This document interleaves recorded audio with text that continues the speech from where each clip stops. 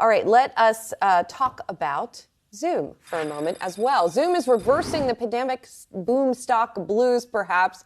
Shares are getting a boost on the better than expected numbers and an upbeat forecast for the current period. And the company also says it expects a 10% increase in revenue this current quarter. That follows a 12% revenue rise in the first quarter. Now, here, again, it's all about expectations. Mm-hmm. So the idea being that 12% in the first quarter and 10% in the second quarter would be the slowest growth that Zoom has ever seen. Yes. But it could have been worse, I guess, is the feeling on the street, right? I think so. And the stock has gotten so beaten down. I mean, we're talking, last week was an anomaly. You don't have those huge down days for Walmart and big guys like Target very often, but Zoom has already gotten pummeled here. So a lot of people are looking at the Cathie Wood disruption stocks and just looking for a reason to punt a long based on that alone. And we're talking with an analyst yesterday, and I asked, are we ever going to see Zoom get back to that breakneck growth that we saw before the pandemic into the early part of the pandemic?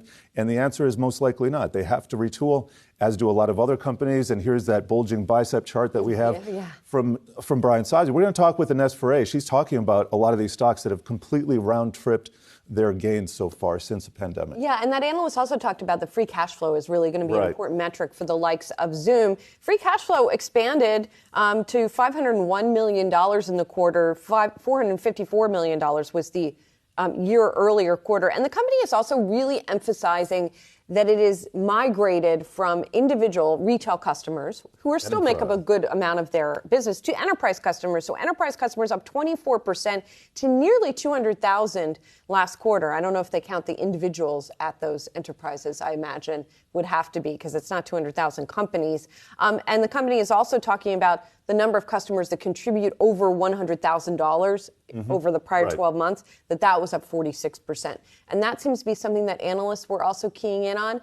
And Zoom's also adding more products. You know, they've been talking about the Zoom phone. They just bought a company called Solvvy, I believe is what it's called. Is that Scandinavian? It should be, right? Yes, it's an IKEA piece of furniture that Zoom has acquired.